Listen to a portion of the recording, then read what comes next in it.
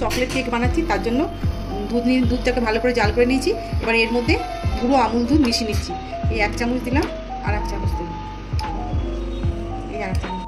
চিনিটাকে গুঁড়ো করে নিয়েছি, এই যে 1 বাটি চিনি দিয়ে দিলাম। কিশমিশ, কাঠবাদাম এই যে সব দিয়ে দিচ্ছি। কোকো পাউডার 2 চামচ দিয়ে দিলাম। ভ্যানিলা দিয়ে দিচ্ছি, ভ্যানিলা দিলে খুব ভালো সেন্ট হয়। বড় চামচের 1 চামচ তেল দিয়ে দিচ্ছি, সাদা তেল।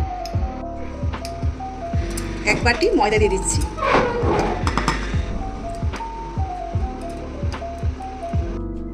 এক চামচ বেকিং সোডা, ছোট চামচের 2 চামচ বেকিং পাউডার।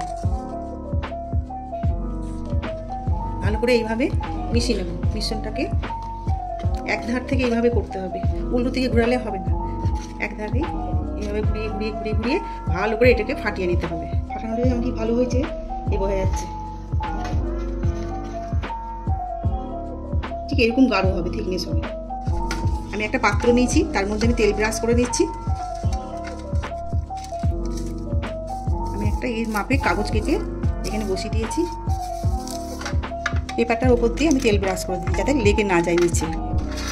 পুরো 4 সাইডে তেল ব্রাশ করে এখানেও আমি একটু কাগজ লাগিয়ে দেবো যাতে কেকটা ভালো মতো উঠে যায়।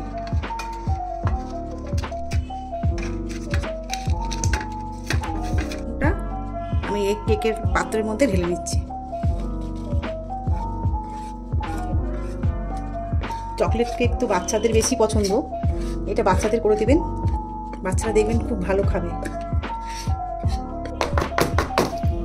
ঠিক এইভাবে ঝাঁকিয়ে নিলে ভেতরে কোথাও ফাঁকা থাকবে না। আমি এর মধ্যে ড্রাই ফ্রুটগুলো সব দিয়ে দিচ্ছি। ততগুলো এর মধ্যে আমি দিয়ে দিচ্ছি।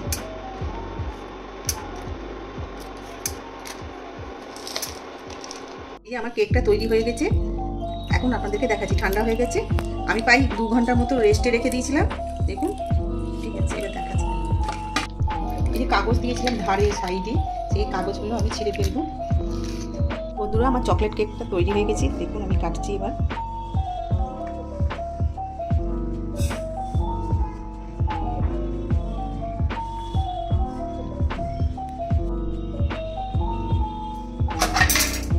এই যে আমি কেকটা তৈরি করেছি, দেখুন কি নরম হয়েছে। এ খুব ভালো হয় খেতে। আমার রেসিপি যদি আপনাদের পছন্দ হয় তাহলে আমার চ্যানেলটিকে লাইক, সাবস্ক্রাইব এবং শেয়ার করে দেবেন। নিত্য নতুন রেসিপি পেতে আমার চ্যানেলটিকে ফলো করবেন। টাটা।